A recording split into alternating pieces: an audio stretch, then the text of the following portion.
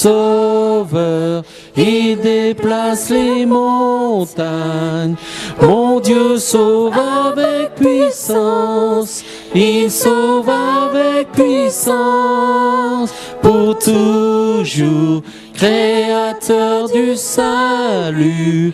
Jésus a vaincu la mort, il a vaincu la mort. Que le Seigneur a mis sur mon cœur ce matin, c'est pas forcément consacré à la Pentecôte, mais en tout cas, voilà, je pense que ça va nous intéresser dans la mesure où ça nous concerne individuellement. C'est la valeur que nous avons aux yeux de Dieu. Et la question est de savoir, est-ce que nous sommes conscients véritablement de la valeur que nous avons aux yeux de Dieu ? Est-ce qu'on la saisit pleinement, cette valeur ? Et si nous la saisissons, est-ce qu'on le vit ? Est-ce qu'on le montre ? Comment nous sommes au quotidien ? Parce que si on a véritablement conscience de la valeur que nous avons en Dieu, je crois que ça doit se voir, ça doit se vivre, ça doit sortir de nous. En tout cas, de l'extérieur, on doit le voir. Parce que c'est une prise de conscience importante et on doit en restituer les fruits, même inconsciemment, puisque ce n'est pas des choses que nous faisons de nous-mêmes, mais c'est la puissance surnaturelle qui est sur nous qui nous permet de pouvoir démontrer aux autres que nous avons conscience que nous avons une extrême valeur aux yeux de Dieu. Et je voudrais vous inviter à ouvrir la parole dans l'Épître de Jacques, au chapitre 1, verset 18.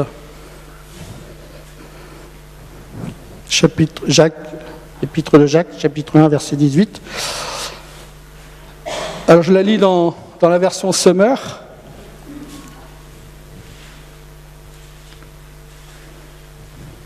J'entends les pages qui tournent. L'Épître de Jacques, c'est un petit épître, il faut aller le chercher. Donc, par un acte de sa libre volonté, il nous a engendrés par la parole de vérité pour que nous soyons comme les premiers fruits de sa nouvelle création. Et je voudrais la lire aussi en version français courante pour qu'on réalise bien, on comprenne bien, pour que ça soit clair pour tout le monde. Des fois, ça aide dans des versions plus simples. Par un acte de sa libre volonté, il nous a engendrés. Il a voulu lui-même nous donner la vie par sa parole, qui est la vérité, afin que nous soyons au premier rang de toutes ces créatures. Au premier rang de toutes ces créatures. Et qui mettons au premier rang, enfin en général, qui mettons en premier rang, qui mettons-nous en avant, si ce n'est à ceux que nous tenons le plus. En général, si nous sommes cohérents, on met en avant ceux à qui nous tenons le plus en tout cas. Et je voudrais vous dire que nous sommes de cela. Alors, en tout cas, l'être humain, nous sommes aux yeux de Dieu, en quelque sorte les prémices de ces créatures. Nous sommes au premier rang de toutes ces créatures. Parce que Dieu nous a accordé, à nous, les êtres humains, la plus grande valeur par rapport à toutes ces créatures. Est-ce que nous en sommes conscients ? Vraiment ?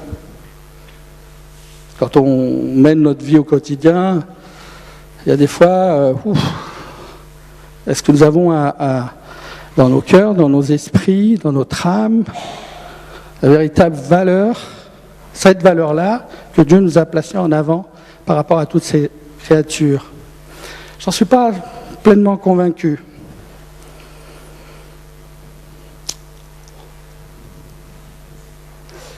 Si Dieu nous a accordé autant de valeur, pourquoi on se sent si... je vais employer des mots forts, parfois, pas toujours heureusement, mais parfois on se sent vulnérable, misérable,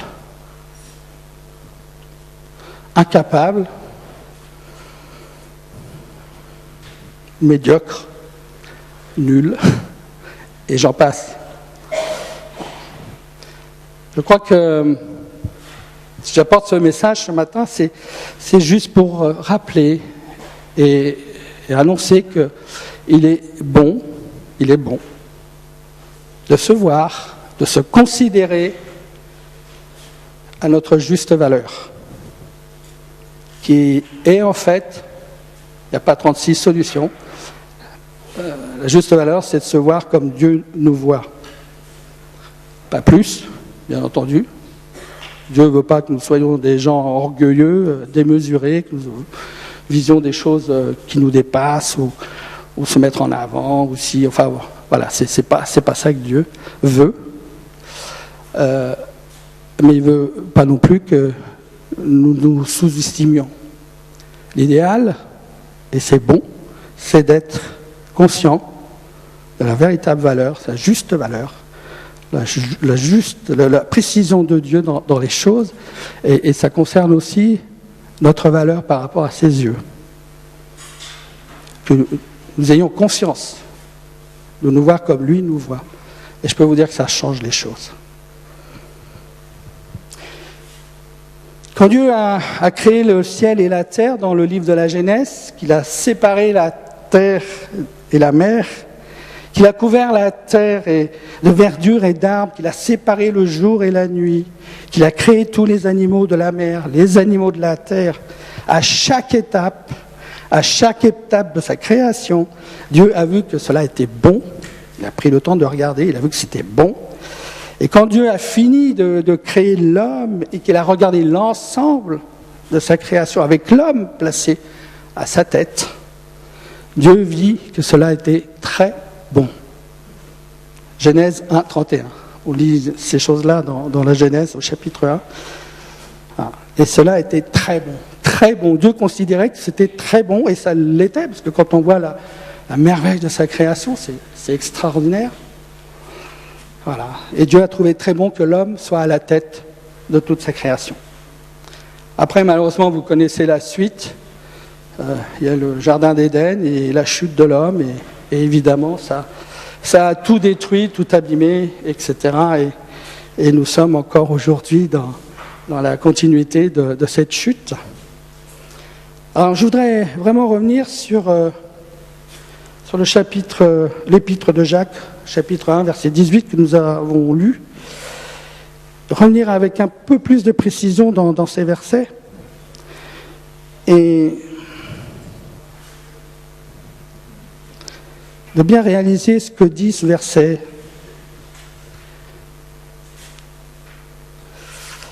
Pour bien comprendre la valeur que Dieu nous accorde à nous, ses enfants. Donc je relis le verset, Jacques chapitre 1, verset 18, version Semeur. Par un acte de sa libre volonté, il nous a engendrés par la parole de vérité, pour que nous soyons comme les premiers fruits de sa nouvelle création. Il est évident que là, il est parlé aussi de dimension spirituelle dans ce verset. Nouvelle création. Nouvelle création. Nouvelle création veut dire aussi nouvelle créature. Nouvelle créature qu'il a engendrée par la parole de vérité. Sa parole, que nous avons reçue en nous. Dieu nous a appelés à la conversion et ça a été étayé.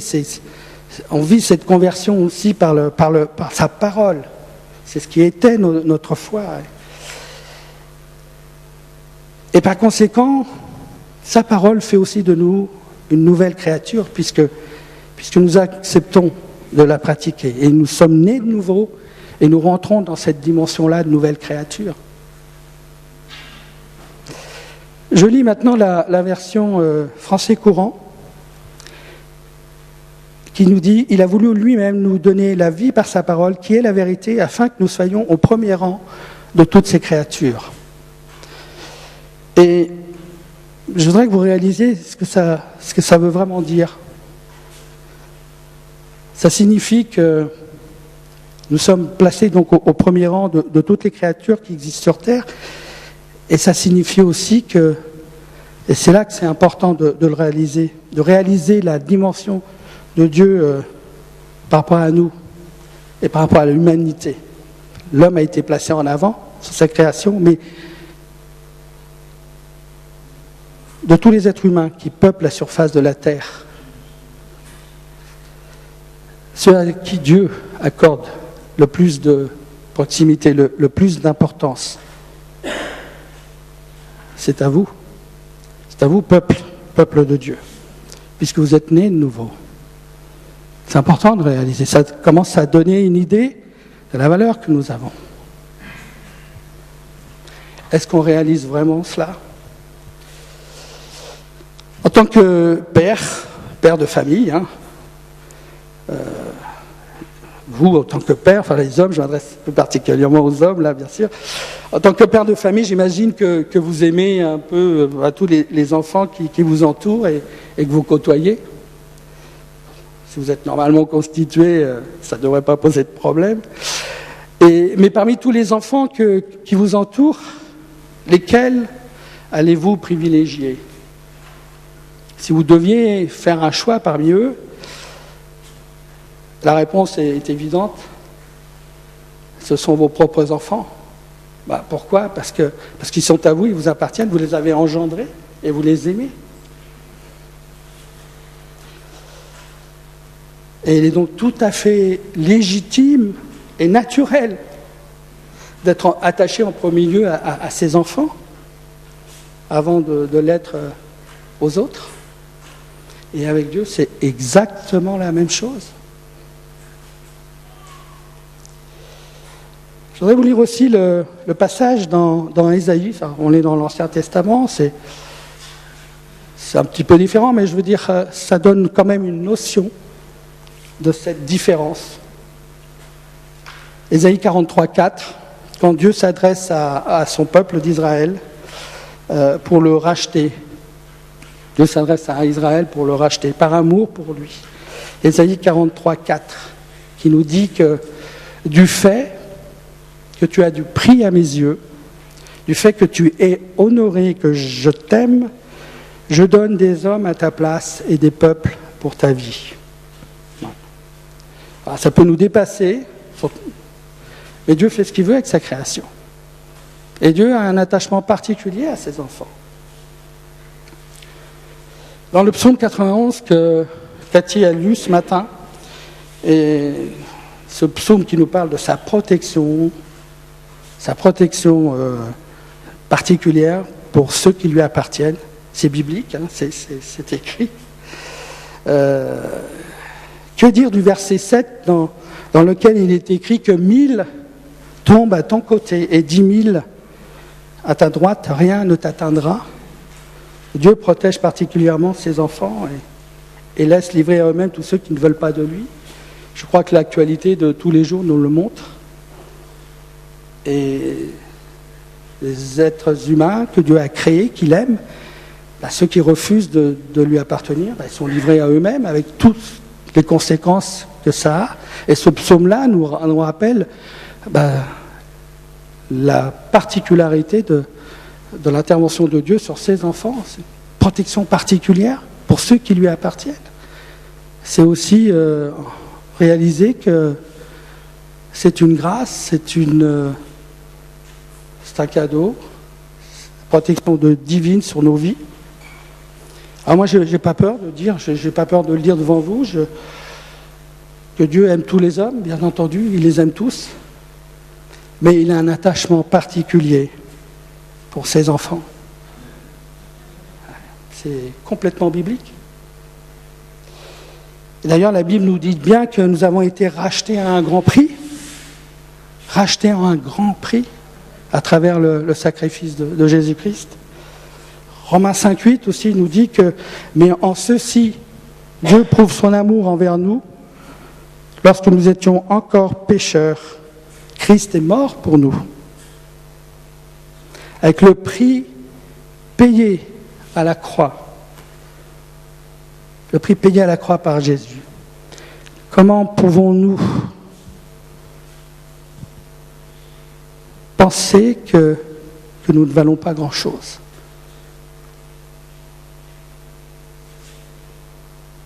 Comment on arrive à penser des choses pareilles? Et pourtant, c'est une réalité. Je trouve que beaucoup d'entre nous, beaucoup d'enfants de Dieu souffrent d'un manque de prise de conscience de la valeur qu'ils ont aux yeux de Dieu.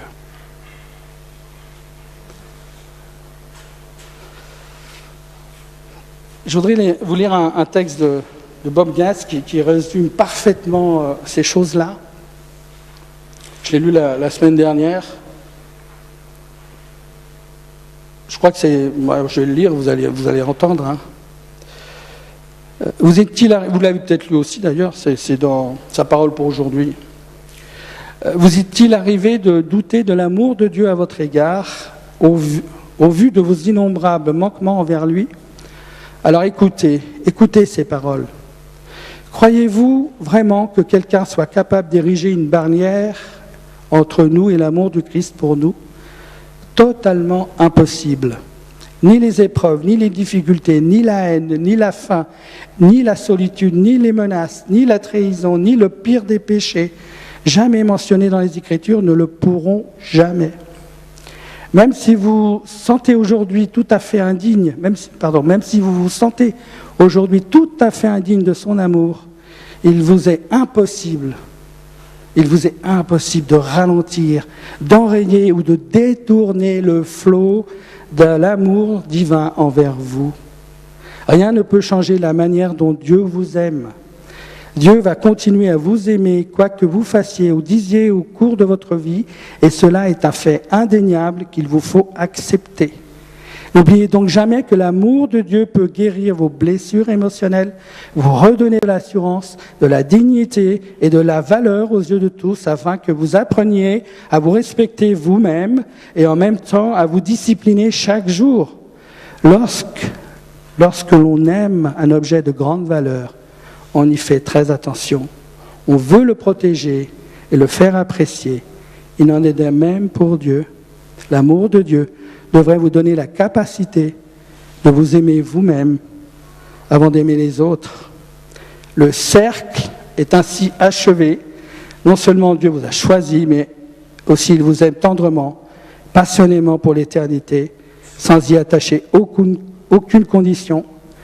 Il n'y a pas de plus grande promesse ou de plus grande bénédiction de sa part à votre égard.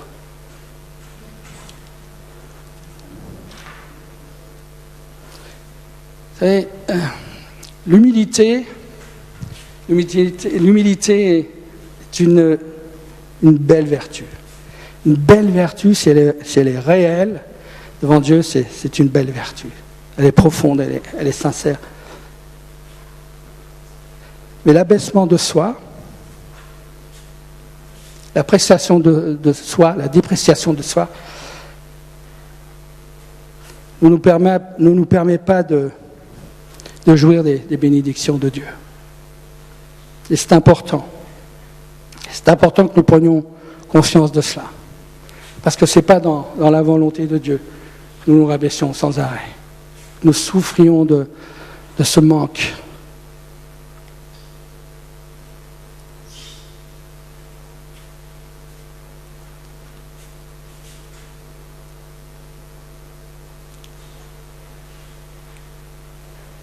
Moi, quand je vous regarde, et Dieu, quand il vous regarde, il voit que de la richesse.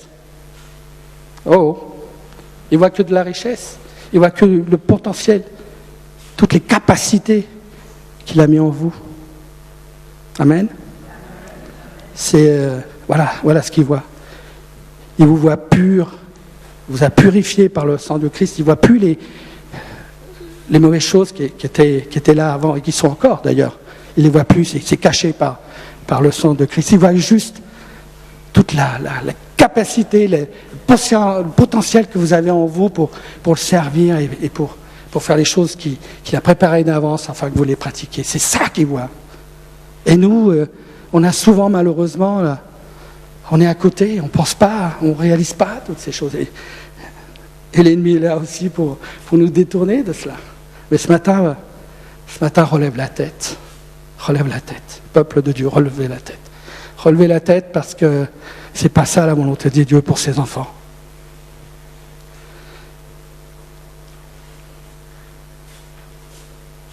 Je sais que c'est pas les raisons qui manquent pour se déprécier dans ce monde. Il y a plein de bonnes raisons de se sentir diminué, dévalorisé. Le monde s'en charge de toute façon, même si on ne va pas chercher ces choses, même si on ne va pas chercher le bâton pour se faire battre. Le monde se charge de nous diminuer et nous enterrer quelque part, voilà, parce que c'est le fruit du péché. On subit cela.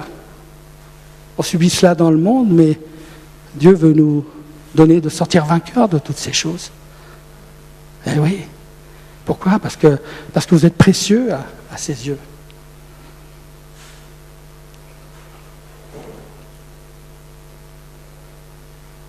Peut-être que parmi nous, il y a encore des personnes qui sont dans la honte de leur passé. Hébreux 12.2 nous dit que Jésus a méprisé la honte. C'est la seule chose qu'il a méprisée d'ailleurs, la honte. La honte que nous devrions avoir pour les péchés que nous avons commis. Cette honte-là, Jésus lui-même l'a prise sur la croix pour nous en délivrer. C'est fini. Relève la tête ce matin. Réalisons pleinement que son sacrifice atteste parfaitement le pardon de tous nos péchés. Et entre la vie de la dimension, entrer dans cette dimension de bonheur dont parle le psaume 32 qui déclare le bien-être de tous ceux à qui Dieu a pardonné leurs péchés. Peut-être que vous êtes aussi encore sous le joug de nombreuses paroles négatives que vous avez reçues. Vous savez, pour guérir de ces choses-là,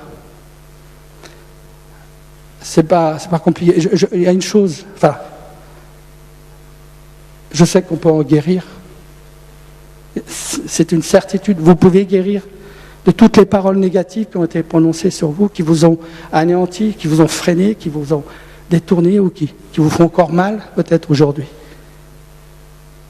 C'est une certitude que Dieu guérit ses enfants par rapport à ces choses.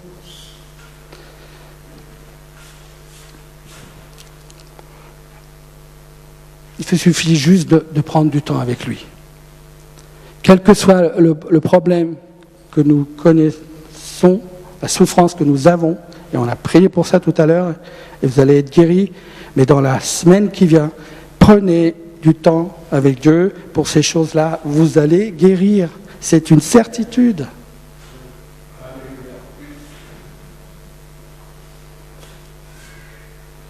Dans sa nature, Dieu, il a donné Jésus-Christ pour que nous soyons délivrés, pardonnés, restaurés.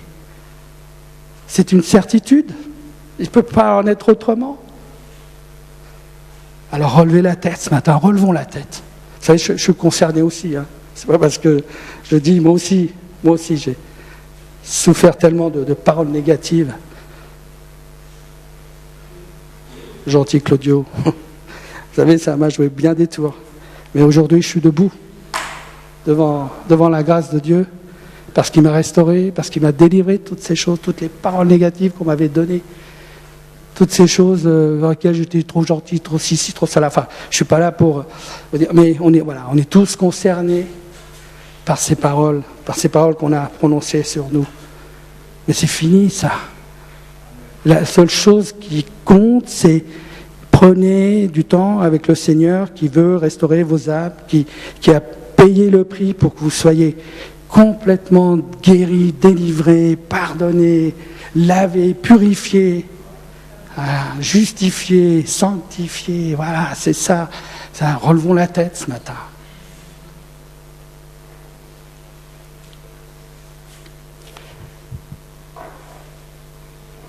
La seule chose qui compte, ce qui te concerne, c'est l'opinion de Dieu. C'est la façon que Dieu te voit, c'est ce que lui pense de toi. Le reste, ne vous faites plus avoir avec ces choses-là. Refusez les paroles. Dans le travail, je le dis souvent à Pascal, je fais un métier enfin, je suis commercial, je vois beaucoup de personnes, je vois la souffrance des personnes au travail, je vois des gens pleurer, je vous assure, des gens pleurent, ils me reçoivent dans leur bureau, on parle un peu, ils pleurent tellement qu'ils sont malheureux, tellement qu'ils sont dévalorisés dans leur travail. Je vous assure que c'est des choses que je vis. Je suis prudent, bien sûr. Bon, évidemment, je lance quelques paroles d'encouragement, petit à petit, doucement, avec sagesse. J'essaye de témoigner. Voilà, c'est pas évident dans le monde du travail. C'est pas facile, mais voilà. Mais je témoigne à des clients. Je témoigne.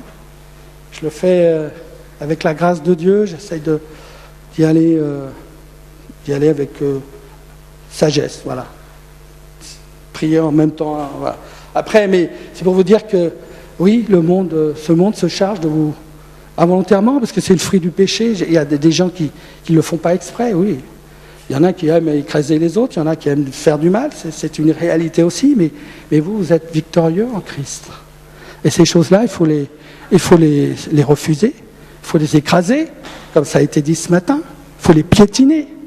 Refusez ces paroles qui vous font du mal, qui vous détruisent, et puis peut-être changez vos fréquentations aussi. Allez vers les gens qui vous tirent vers le haut.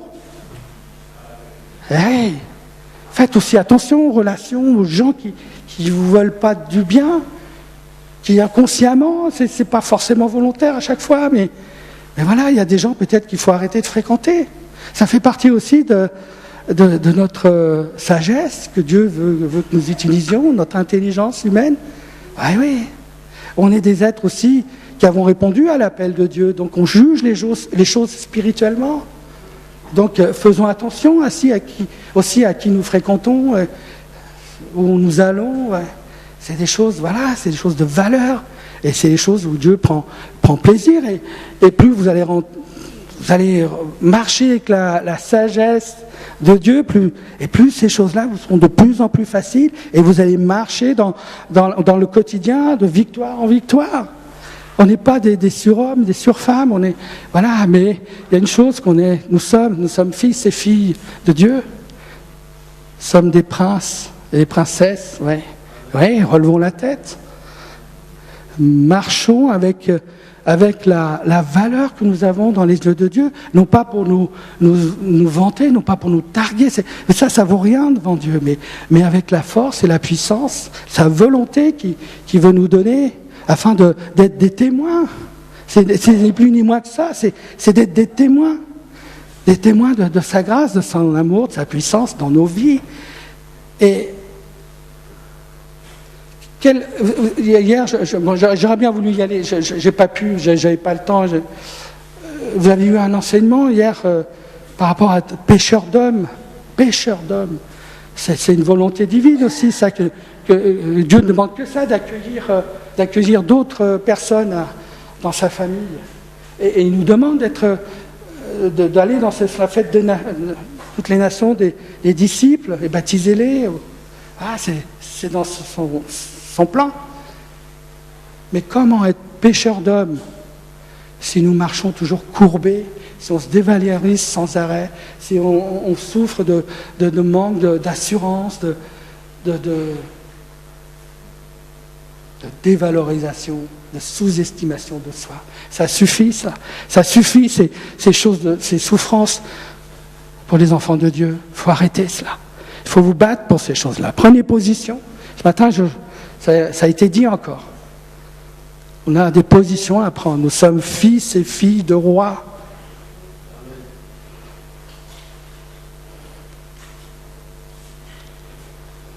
Romains 8, 29. Car ceux qu'il a connus d'avance, il les a aussi prédestinés à être semblables à l'image de son Fils, afin qu'il soit le premier-né d'un grand nombre de frères. L'image de son Fils.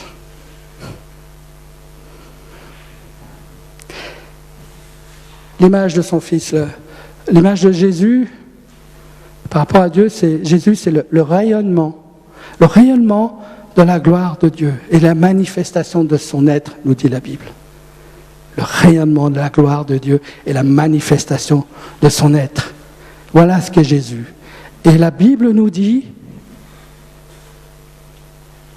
que ceux qu'il a connus d'avance, ceux que Dieu a connus d'avance, il les a aussi prédestinés à être semblables à l'image de son Fils, afin qu'il soit le premier-né d'un grand nombre de frères. Vous réalisez ce que ça veut dire? Ça veut dire que vous êtes aussi des pécheurs d'hommes.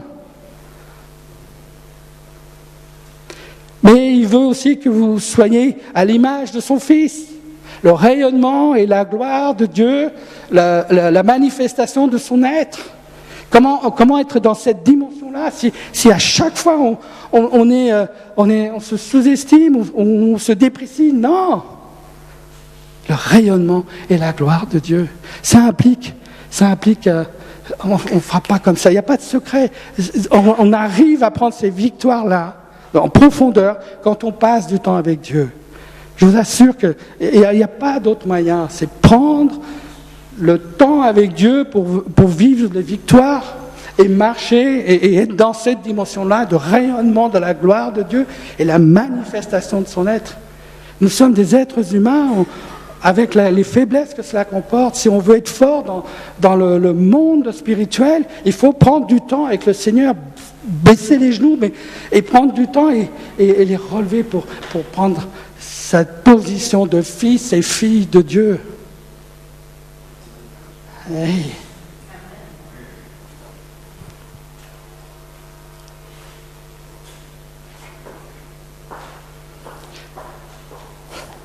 Merci.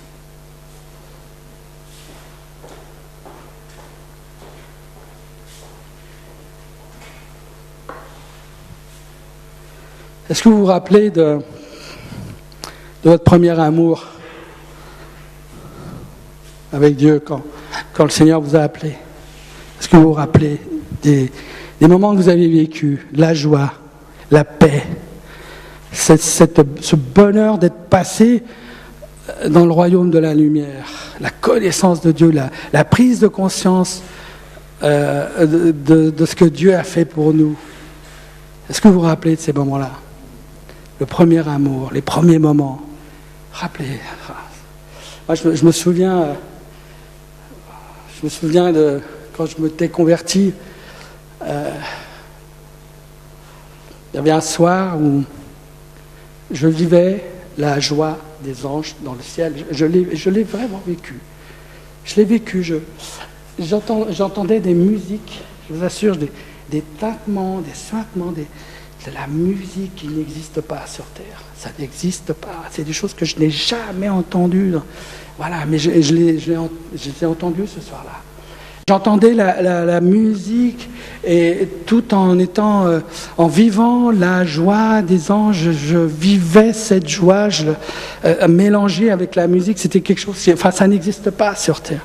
J'ai vécu ces choses-là, c'était extraordinaire. J'étais dans le surnaturel, voilà. Et je vivais la joie des anges qui étaient heureux de me voir entrer dans le royaume de Dieu. J'étais dans le péché jusque-là, je pratiquais de l'occultisme, enfin bon, bref, j'étais dans les ténèbres. Pour moi, je pensais que c'était des choses qui venaient de Dieu. Je disais même que c'était Dieu qui m'avait donné tout ça, mais en fait, j'étais complètement trompé. Je pratiquais de l'hypnose, enfin magnétisme, je guérissais les gens, enfin bon, bref, voilà, j'étais dans l'occultisme jusqu'à là, plongé complètement dans l'erreur, et je cherchais Dieu. Et malgré cet adultère spirituel, Dieu m'a fait la grâce de venir me chercher, de m'arracher. Quand la Bible dit « vous arrachez de la main de Satan », ben oui, il nous arrache de la main de Satan. Et j'ai vécu ces moments de joie dans le ciel. Il est bon de se rappeler les premiers moments que vous avez vécus avec Dieu. Pourquoi se rappeler ces choses-là? C'est qu'il n'y a aucune raison que ça change. Aucune raison que ça change. Le cheminement fait qu'on rencontre des difficultés, Et Dieu le veut. Dieu le veut qu'on rencontre des difficultés parce qu'il veut faire de nous des êtres victorieux, des gens, des hommes et des femmes qui tiennent debout quand les difficultés arrivent. Parce que la grâce, sa puissance, sa force, sa sagesse, son intelligence, sa science, tout ce qu'il est nous accompagne. Il n'y a aucune raison que les choses changent, même si vous voyez des difficultés. Rappelez-vous de votre premier amour et maintenez-vous dedans, parce que vous honorez Dieu. Et ça vous fait du bien. Ça nous fait du bien. Ça nous fait du bien de se rappeler ces choses que nous avons vécues au début de notre conversion. Et il n'y a aucune raison que ça change, même avec le temps. Amen.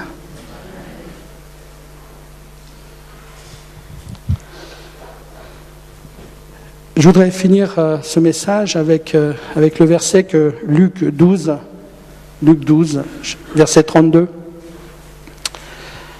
qui nous dit « Sois sans crainte, petit troupeau, car votre Père a trouvé bon de vous donner le royaume. » Sois sans crainte, petit troupeau, car votre Père a trouvé bon de vous donner le royaume. Ah, le royaume de Dieu. Et tout ce que ça comporte. La paix, la joie, la victoire, la restauration, la guérison, la délivrance et bénédiction. Dieu nous a trouvé bon de nous donner son royaume.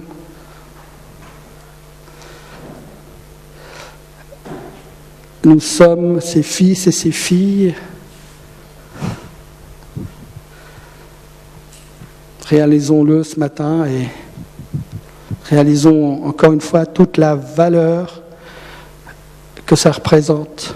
Est-ce que vous confierez, si vous étiez, je ne sais pas, si vous aviez une grande propriété, des biens de valeur, vous confieriez ça à qui? Si ce n'est pas des gens à qui vous avez une confiance aveugle et des gens à qui vous attachez de l'importance, à qui vous confieriez ça? Eh bien, Dieu nous confie son royaume. Voilà, il a trouvé bon de nous le donner. Relevons la tête. Prenons notre position d'enfant de Dieu. Marchons avec assurance. Prenons du temps avec Dieu. Quand on commence à faiblir, prenez du temps avec Dieu. Si vous n'y arrivez pas, faites-vous aider.